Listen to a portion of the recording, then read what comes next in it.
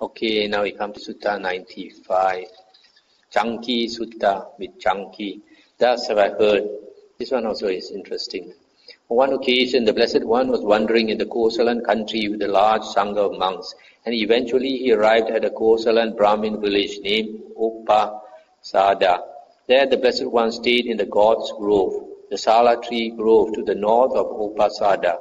On that occasion, the Brahmin Canki was ruling over Upasada, crown property abounding in living beings, rich in grasslands, woodlands, waterways and grain, a royal endowment, a sacred grant given to him by King Pasenadi of Kosala. Stop here for a moment. So this is another famous Brahmin, and is given all this property, Upasada, so he's ruling over it like a sultan or something, and this was given to him by the king. The Brahmin householders of Upasada heard. The recluse Gautama, this description of this Buddha, where they praise the Buddha for being an Arahant and all that. And it's good to see such Arahants. Then the Brahmin householders of Upasada set forth from Upasada in groups and bands and headed northwards to the God's Grove, the Sala tree grove. On that occasion, the Brahmin Canki had retired to the upper story of his mansion for his midday rest.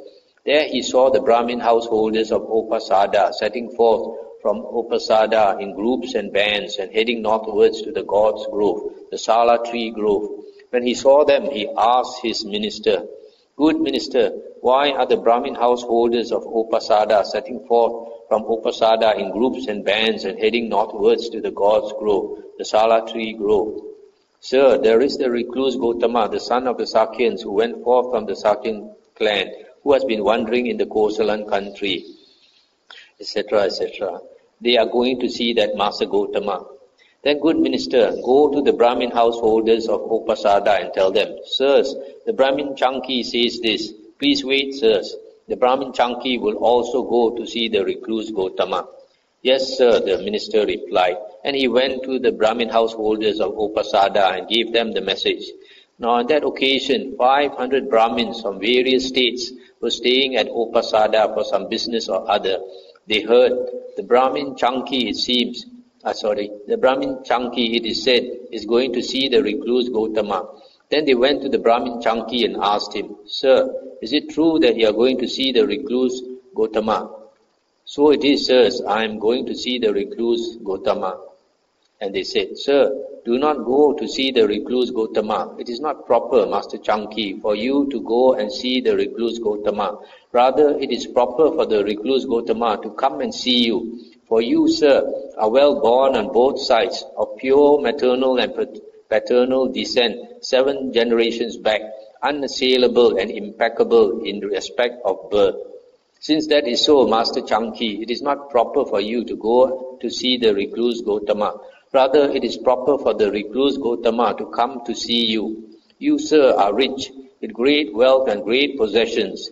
You, sir, are a master of the 3 Vedas, with their vocabularies, liturgy, phonology, and etymology, and the histories as a 5th. Skilled in philology and grammar, you are fully versed in natural philosophy and in the marks of a great man.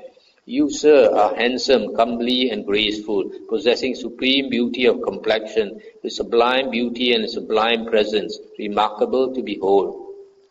You, sir, are virtuous, mature in virtue, possessing mature virtue.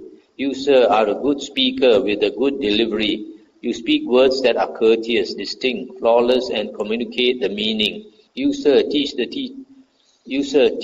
teachers of many, and you teach a recitation of the hymns to 300 Brahmin students. You, sir, are honored, respected, revered, venerated, and esteemed by King Pasenadi of Kosala. You, sir, are honored, respected, revered, venerated, and esteemed by the Brahmin Pokara Sati. You, sir, rule over Upasada, a crown property abounding in living beings, etc., a sacred grant given to you by King Pasenadi of Kosala. Since this is so, Master Canki, it is not proper for you to go to see the recluse Gautama. Rather, it is proper for the recluse Gautama to come to see you. Stop here for a moment. So here, these 500 Brahmins, having come from other states, And they heard that this famous Brahmin Canki was going to visit the Buddha. They were not happy because they think they are the superior caste. Somebody like the Buddha, they say they consider inferior, and they think that the Buddha should come to this Canki instead of Canki going to see him. When this was said, the Brahmin Canki told those Brahmins, "Now, sirs, hear from me why it is proper for me to go to see Master Gotama, and why it is not proper for Master Gotama to come to see me. Sirs, the recluse Gotama is well born on both sides, of pure maternal and paternal descent, 7 generations back, unassailable and impeccable in respect of birth. Since this is so, sirs, it is not proper for Master Gotama to come to see me. Rather, it is proper for me to go to see Master Gotama. Sirs, the recluse Gotama went forth, abandoning much gold and bullion stored away in vaults and depositories. Sirs, the recluse Gotama went forth from the home life into homelessness while still young, a black-haired young man endowed with the blessing of youth, in the prime of life. Sirs, the recluse Gotama shaved off his hair and beard, put on the yellow robe, and went forth from the home life into homelessness, though his mother and father wished otherwise, and wept with tearful faces. Sirs, the recluse Gotama is handsome, comely and graceful, possessing supreme beauty of complexion, and with sublime beauty and sublime presence, remarkable to behold. Sirs, the recluse Gotama is virtuous, with noble virtue, with wholesome virtue, possessing wholesome virtue. Sirs, the recluse Gotama is a good speaker with a good delivery. He speaks words that are courteous, distinct, flawless, and communicate the meaning. Sirs, the recluse Gotama is a teacher of the teachers of many. Sirs, the recluse Gotama is free from sensual lust and is without personal vanity. Sirs, the recluse Gotama holds the doctrine of the moral efficacy of action, the doctrine of the moral efficacy of deeds. He does not seek any harm for the line of Brahmins. Sirs, the recluse Gotama went forth from an aristocratic family, from one of the original noble families. Sirs, the recluse Gotama went forth from a rich family, from a family of great wealth and great possessions.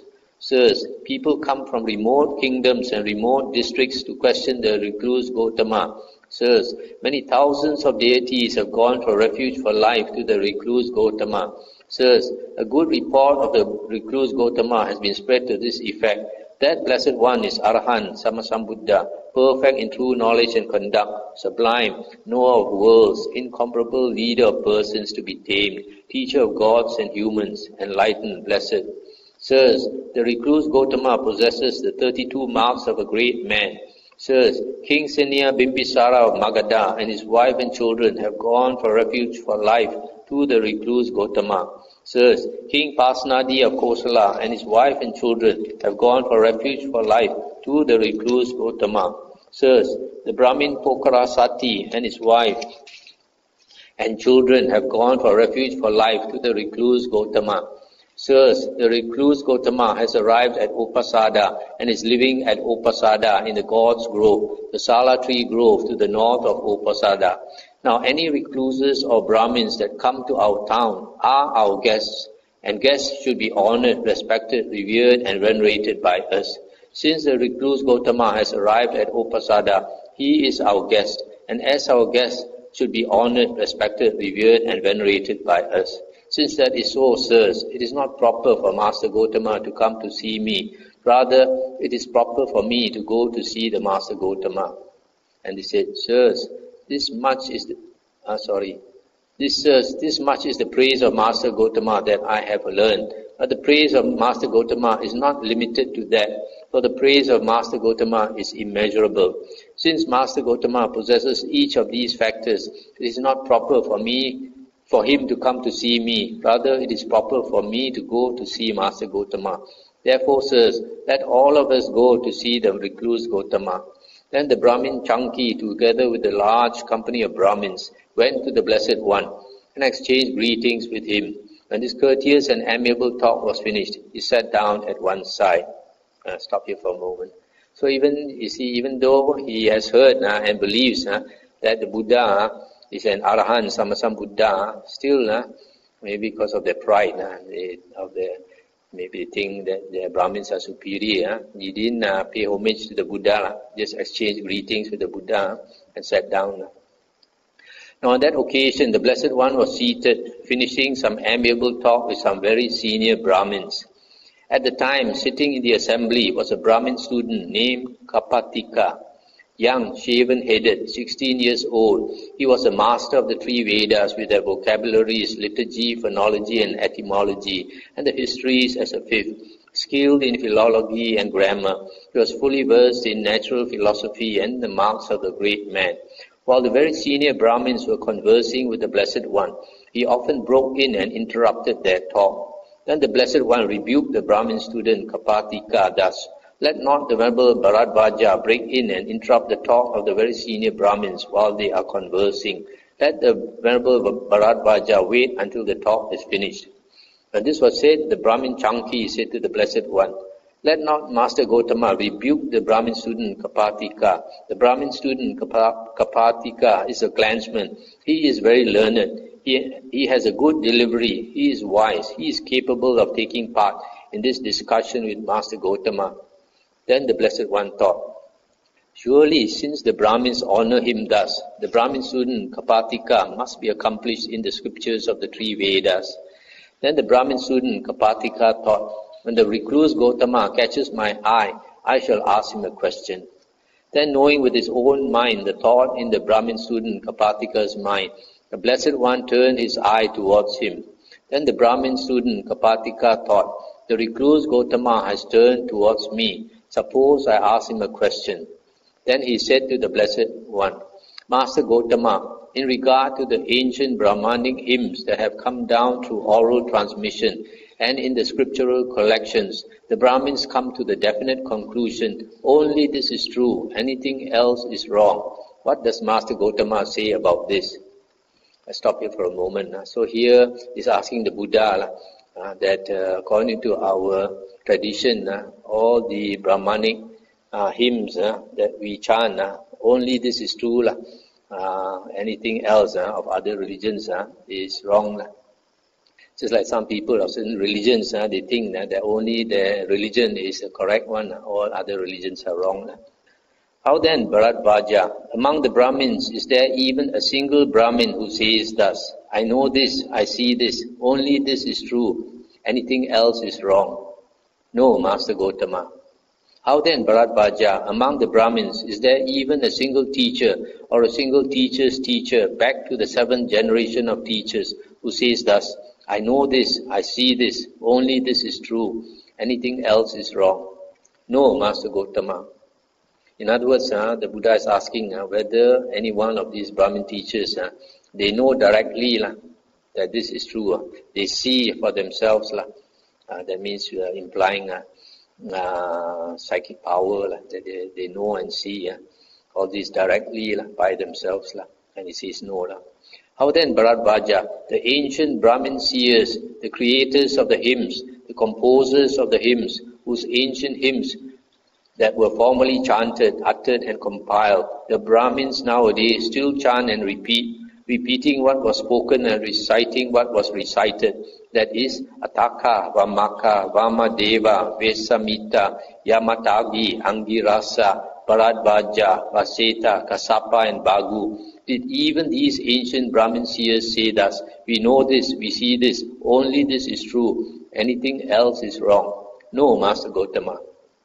Stop here for a moment. You see here, the Buddha can quote to them their ancient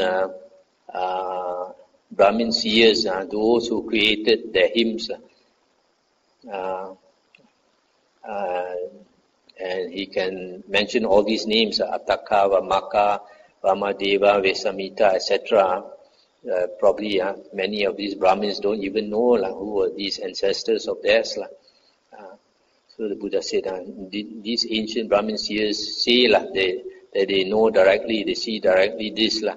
Only their hymns are correct, everybody else is wrong. And they say no, and he said, "No, Master Gotama."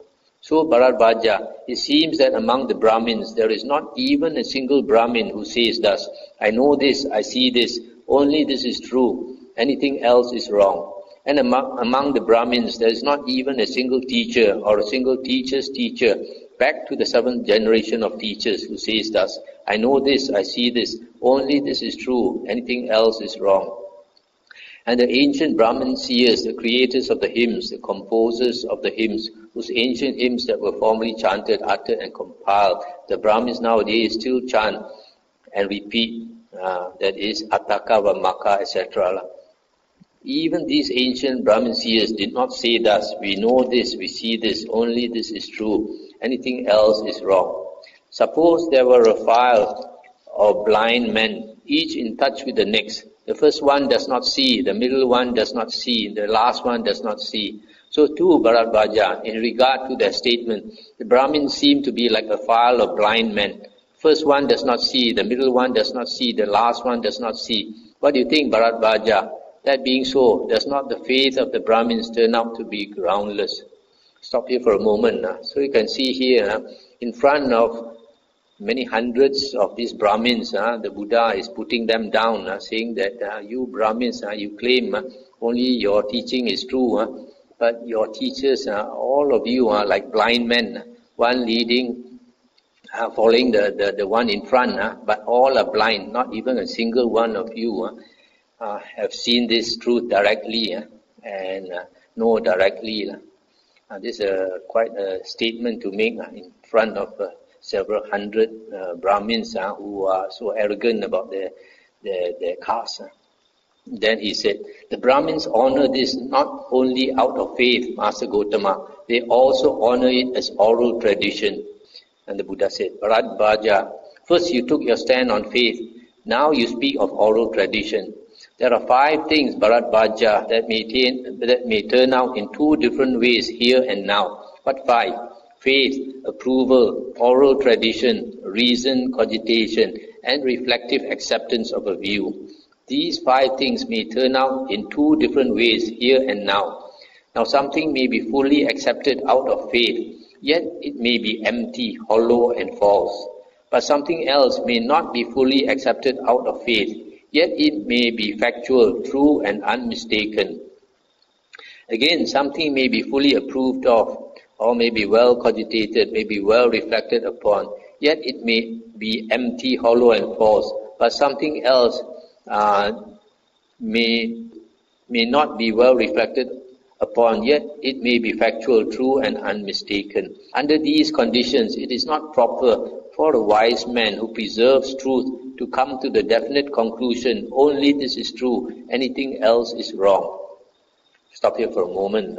So here the Buddha anticipated that he was probably going to bring up all the other things.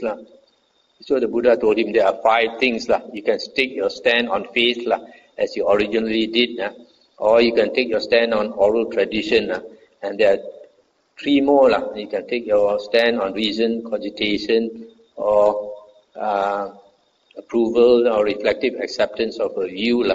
But any one of these 5, the Buddha says, it may be true or it may be false.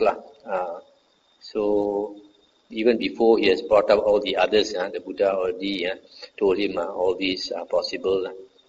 Then he said, but Master Gotama, in what way is there the preservation of truth? How does one preserve truth? We asked Master Gotama about the preservation of truth.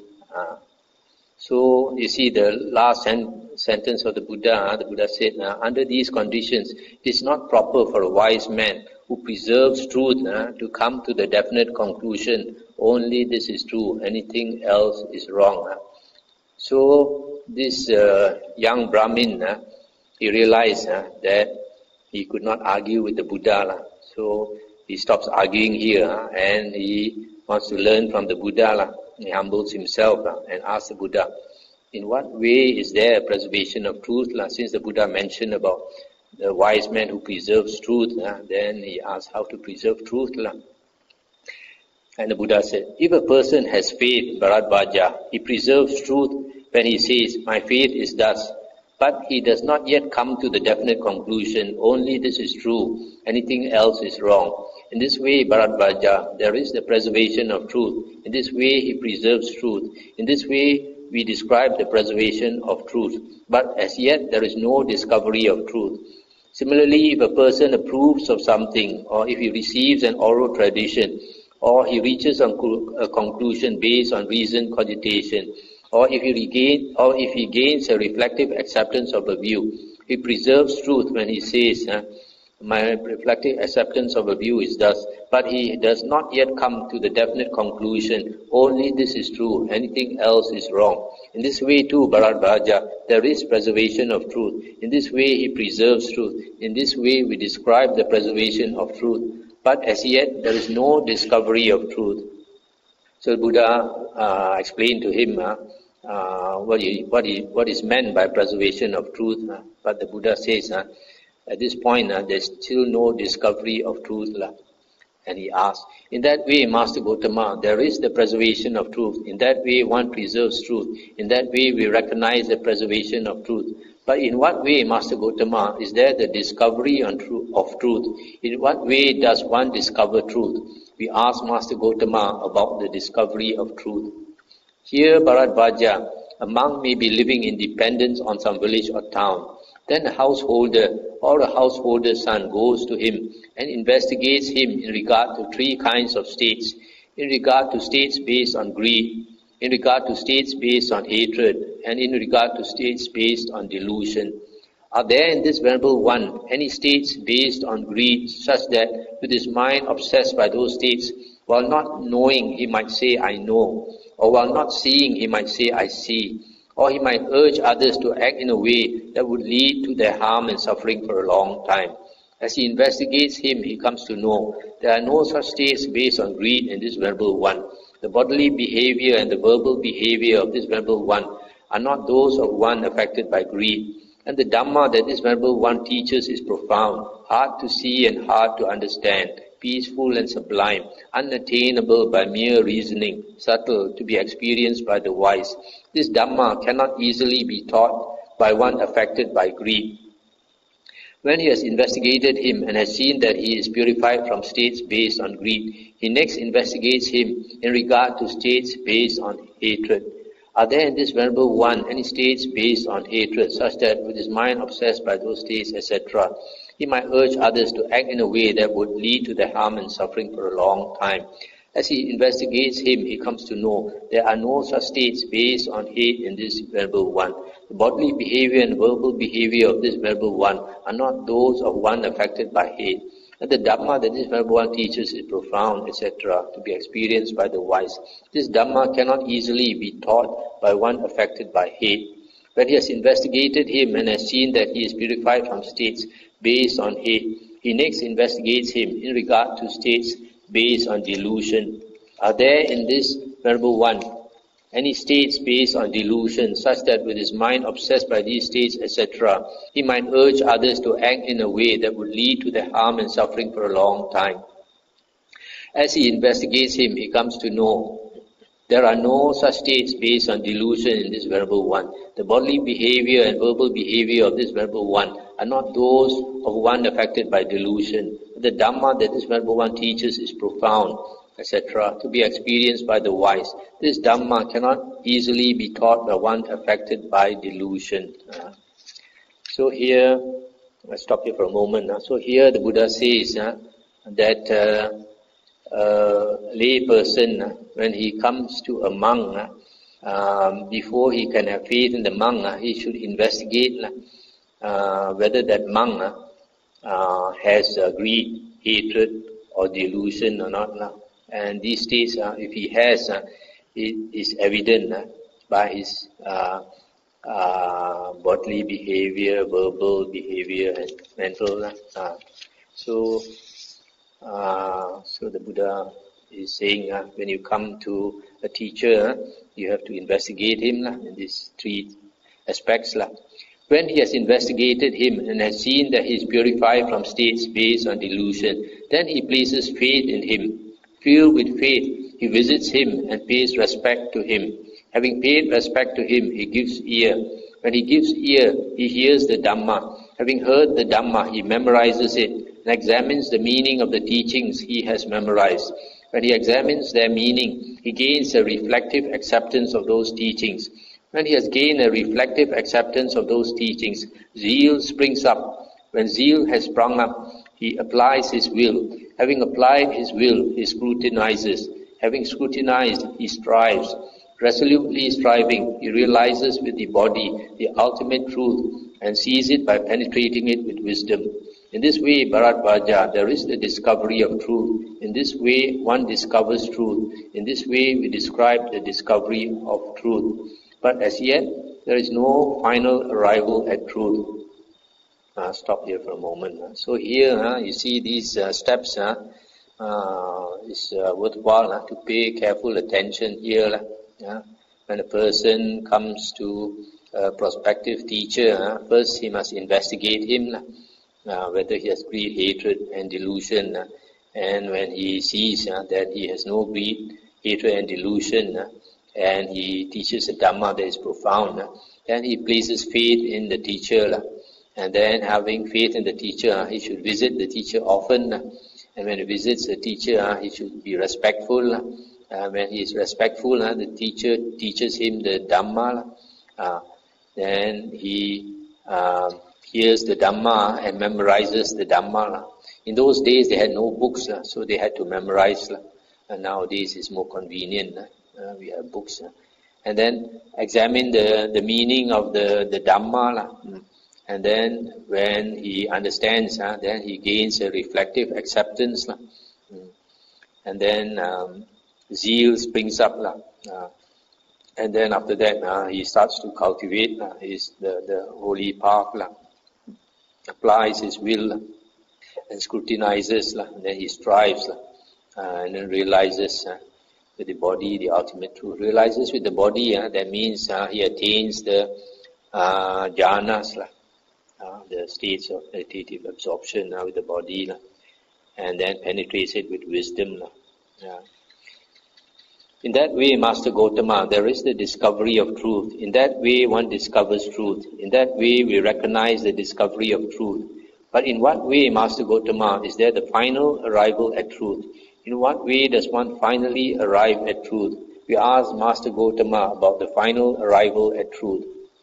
And the Buddha said, the final arrival at truth, Bharadvaja, lies in the repetition, development and cultivation of those same things. In this way, Bharadvaja, there is the final arrival at truth. In this way, one finally arrives at truth. In this way, we describe the final arrival at truth. Let's stop here for a moment. So here, having learned the Dhamma and cultivating the holy path, the Buddha said, you have to repeat. Repetition, development, and cultivation of those same things. Then finally, you arrive at the truth. In that way, Master Gotama, there is the final arrival at truth. In that way, one finally arrives at truth. In that way, we recognize the final arrival at truth. But what, Master Gotama, is most helpful for the final arrival at truth? We asked Master Gotama about the thing most helpful for the final arrival at truth. And the Buddha said, striving is the most helpful for the final arrival at truth, Bharadvaja. If one does not strive, one will not finally arrive at truth. But because one strives, one does finally arrive at truth. That is why striving is most helpful for the final arrival at truth. This striving can also be said to be energetic effort. Energetic effort, diligence is most helpful. But what, Master Gotama, is most helpful for striving? We asked Master Gotama about the thing most helpful for striving. Scrutiny is most helpful for striving, Bharadvaja. If one does not scrutinize, one will not strive. But because one scrutinizes, one strives. That is why scrutiny is most helpful for striving. But what, Master Gotama, is most helpful for scrutiny? We asked Master Gotama about the thing most helpful for scrutiny. Application of will is most helpful for scrutiny, Bharadvaja. If one does not apply one's will, one will not scrutinize. But because one applies one's will, one scrutinizes. That is why application of will is most helpful for scrutiny. But what, Master Gotama, is most helpful for application of will? We asked Master Gotama about the thing most helpful for application of will. Zeal is most helpful for application of will, Bharadvaja. If one does not arouse zeal, one will not apply one's will. But because one arouses zeal, one applies one's will. That is why zeal is most helpful for application of the will. But what Master Gotama is most helpful for zeal? We ask Master Gotama about the thing most helpful for zeal.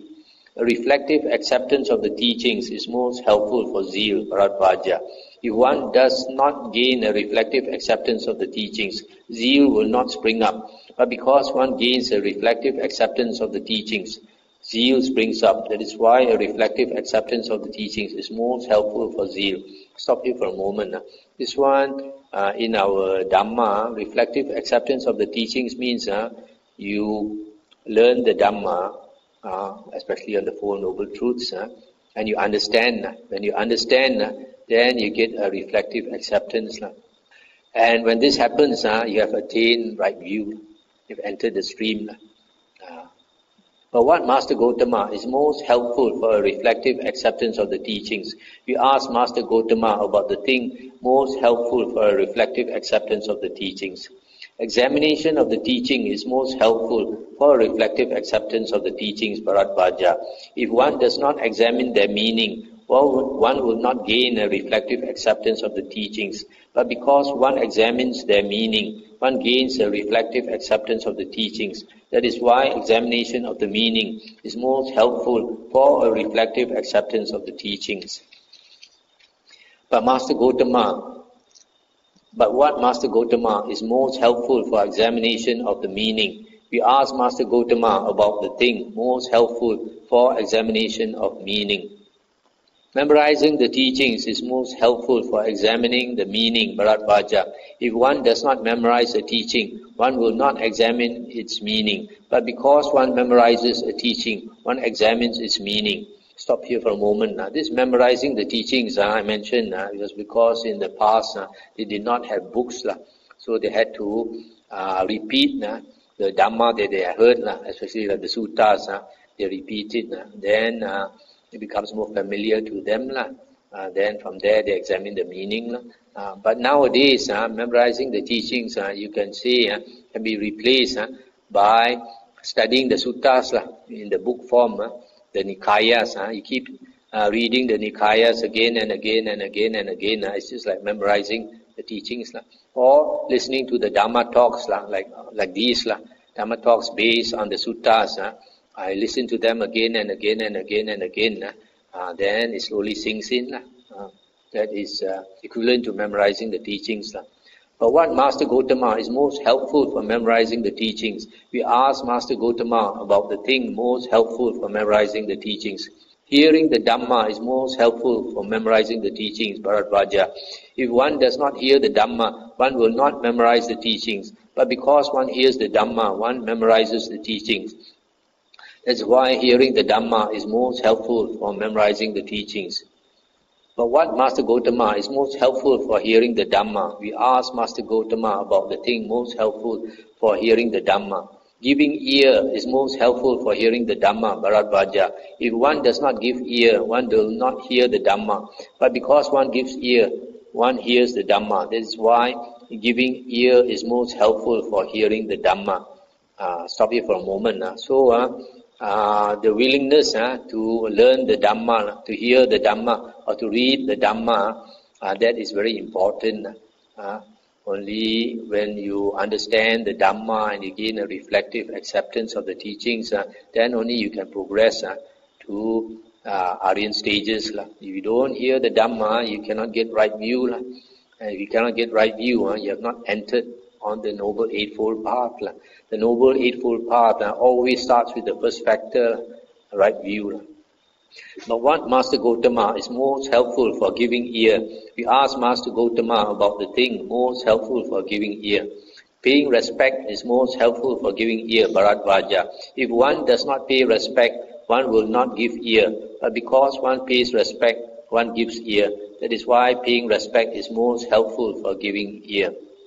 Stop here for a moment. This paying respect, you see the Buddha mentioned, is quite important.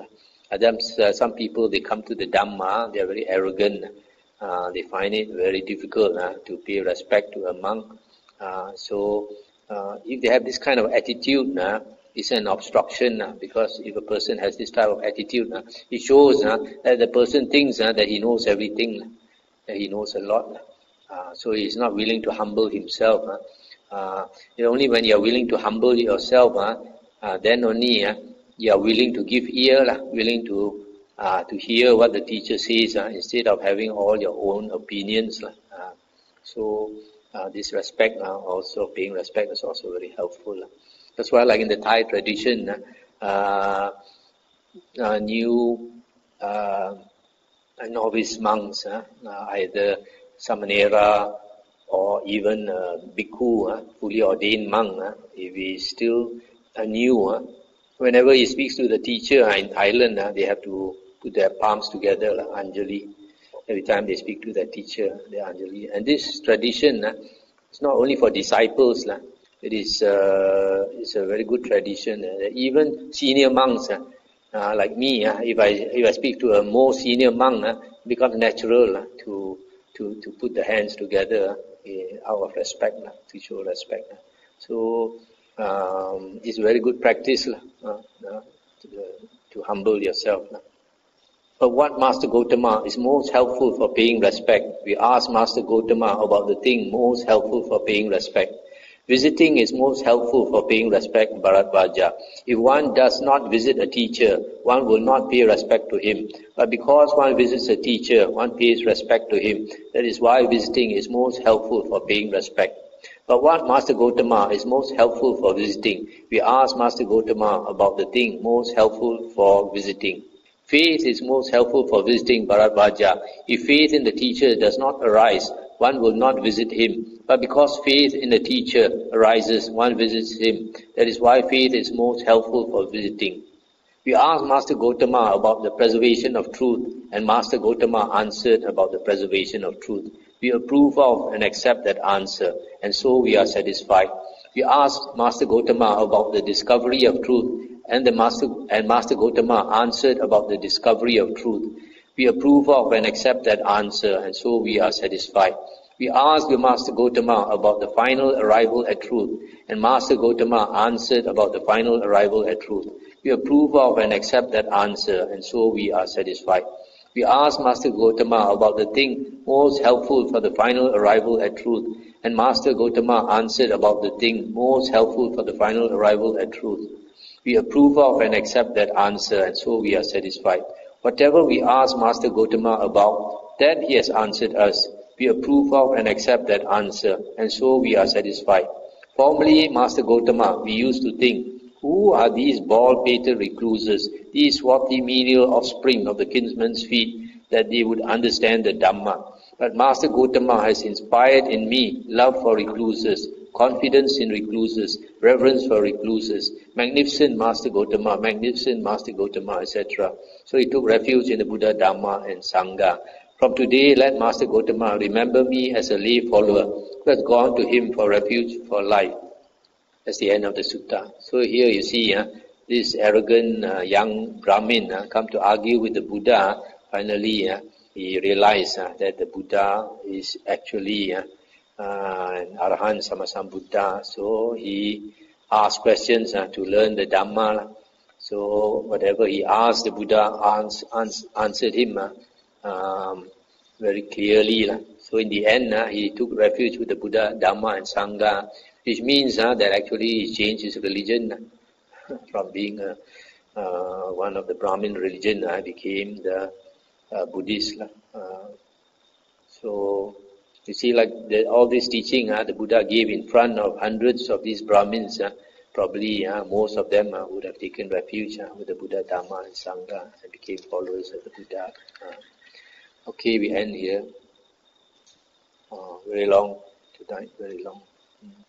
This last sutta is very good. We see how if a person wants to learn, all the steps are laid out very clearly by the Buddha. A lot of people we don't know all these things. Instead of like the Buddha says, when you come to a potential teacher, you should investigate him whether he has greed, hatred, and delusion. But a lot of people, instead of investigating the teacher, they want to look for psychic power in the teacher, whether the teacher got a big reputation and all these things. All this is not the way of the Dhamma. Okay, anything to discuss?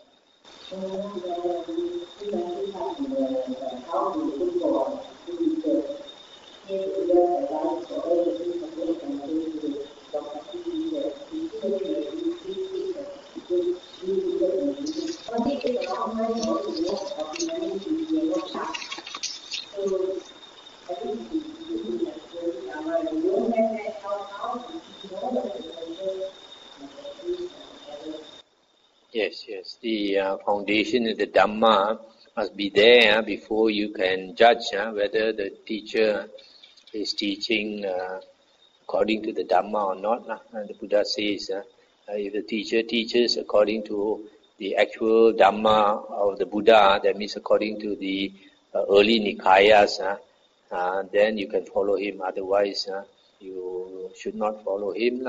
So if a person, what happens usually, a lot of people who are new, they don't know how to judge because they have no Dhamma foundation. They don't know how to judge, and they are easily impressed by what other people say. Other people say, "Oh, liao su hu," and they will also accept that "oh liao su hu." So, "oh liao su hu" means it's a teacher with substance, somebody who is a great teacher and all these things. So that's why people who are new always they get cheated in that way. How long does one take to really comprehend the Dhamma, the solution of the Dhamma, the form Kaya? Can a person who is saying that he has time to do that,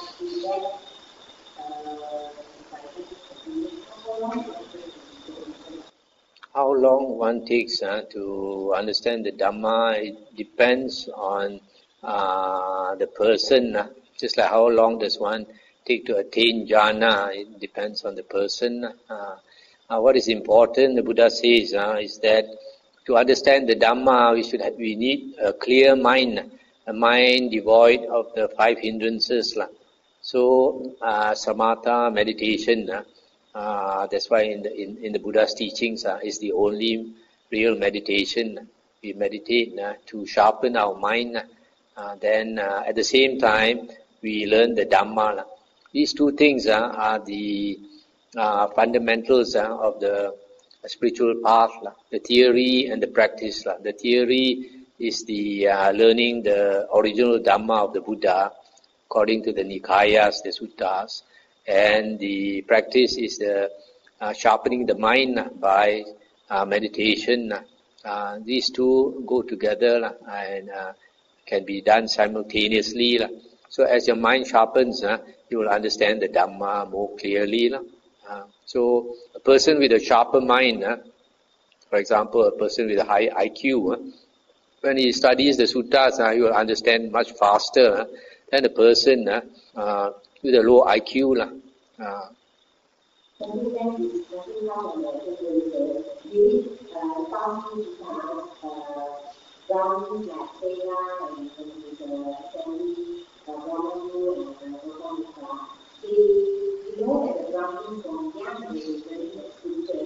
So it's quite natural for them to be very attached to their views. And yet you see that they so easily or perhaps so hard to accept the Buddha teaching because the frequency is much lower because of the teachings we have done. Some of them, you actually, even though they learn wrong Dhamma, but they meditate. That's why you see, like earlier, the sutta on who this Brahmayu, I think this old 120-year-old Brahmin who came to the Buddha and then later became a disciple of the Buddha. And soon after that, he passed away. And the Buddha said that he was reborn as an anagamin, which shows that he had already attained the 4 jhanas. And so from there, you can see why some of them are arrogant? Because they have already attained certain states of meditation. So they think they have already seen the Dhamma. That is their Dhamma. So that's why some of them are quite arrogant when they meet the Buddha. But when the Buddha really makes very plain the Dhamma to them, then because they have a very clear mind, they can accept and even like Sela, renounce, go forth as a Buddha's monk disciple. So it's unfortunate that they learn the wrong Dhamma, but those who had the courage and straightforwardness to come and see the Buddha and question the Buddha, then they became disciples of the Buddha.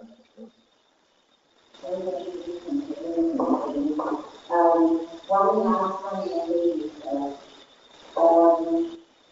would like to have a take on Buddhism who only accept one Nikaya, for example. Now there's a trend that in some Nikaya is older, they are advocating of only studying the Samhita Nikaya or Samhita Dhamma. So much on this take. For somebody to restrict himself to one Nikaya, it's only okay if at the beginning you study one Nikaya, but all the time to restrict yourself to one Nikaya, I think that's really silly. When there are 4 Nikayas available, why do you want to restrict yourself to only one Nikaya? Because the Buddha taught so many suttas for a purpose. The Buddha taught about 5,000 suttas because when you explain the truth, you can explain it from one angle or another angle or another angle. So the more suttas we study, the more you will understand. For example, Satipatthana. There are some people, they just study the Satipatthana Sutta and they think they understand everything about Satipatthana. This is not true at all, because if you study the Satipatthana Sangyutta, where there are so many suttas explaining Satipatthana, then you can understand it very much better. So it's silly to restrict yourself to one Nikaya. Also, as I mentioned last night, there are some teachers who are very possessive and they want to restrict their disciples to only hear their words and not to hear the words of any other teacher or see the books of any other teacher. That also is, it just shows that the ego is there. If that person is humble, he will know that monks are not supposed to teach the Dhamma. Monks are supposed to teach the Buddha's Dhamma. We are all Sakya Putta, sons of the Sakyan. The Dhamma does not belong to us. The Dhamma is from the Sammasambuddha, Arahant Sammasambuddha. So it is our duty to teach the Dhamma according to what the Buddha said, not according to our own opinion. So to tell the disciple there is only listen to his words is just arrogance. It is not his Dhamma. The Dhamma is the Buddha's Dhamma, and the best source of the Dhamma is the original 4 Nikayas. And we know that the Pali Suttas, the Pali Nikayas are the most accurate that we have. Even scholar like the famous Professor Hirakawa, he says that the Pali Suttas have been preserved intact from the time of Emperor Asoka until now. So the most accurate source of the Buddha's teachings are in the 4 Pali Nikayas, the Digha Nikaya, Majjhima Nikaya, Sangyutta Nikaya, and Anguttara Nikaya. Okay. I understand that one attempting to go to be a novice or a year, and maybe more, then to be a monk. After you become a monk, you need some 5 years to sort of graduate and understand all this.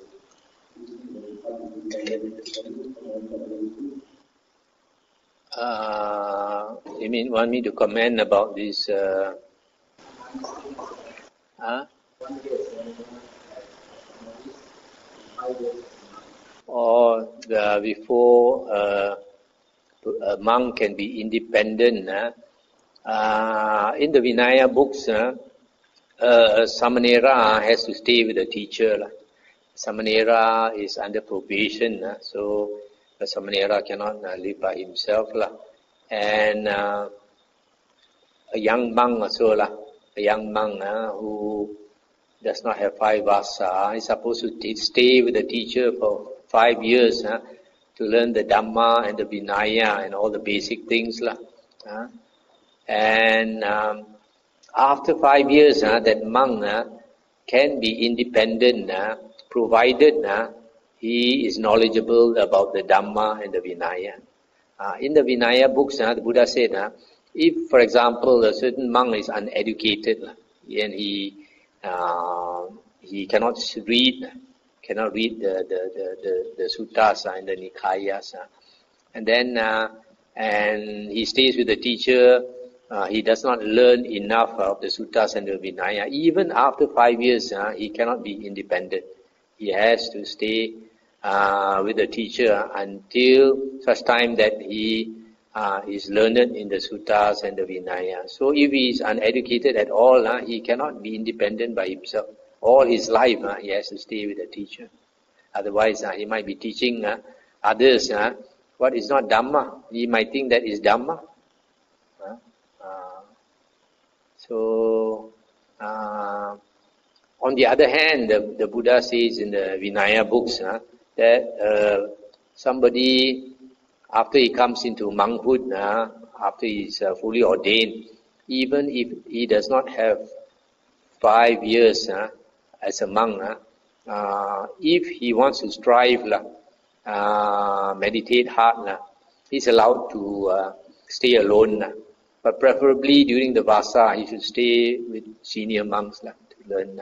Other than that, especially like for example, somebody has gone forth in old age, and he feels he does not have much time, and he also has a good foundation in the Dhamma. For example, a lay person who has studied the Dhamma for many years, and then he goes forth late in life, then it is allowable for him to, for example, go and live alone in a cave and meditate and not mix with people. What happened with the student who tried to read, even though after 5 years, what is often that person and they show respect and not respect or love for the teacher. So what is one way the teacher is to teach the student? If a student, a monk disciple,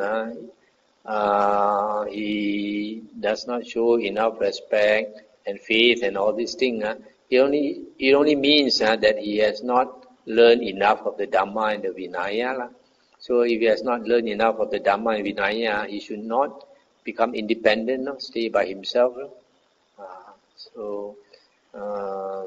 Also, he should not accept disciples later on, even if he has 10 vasa, because he has not learned enough. So if a person actually knows the Dhamma and Vinaya, he practices correctly, he should become very humble. Very humble, and his temper also should come down. How long does it take for a teacher to assess a seminar?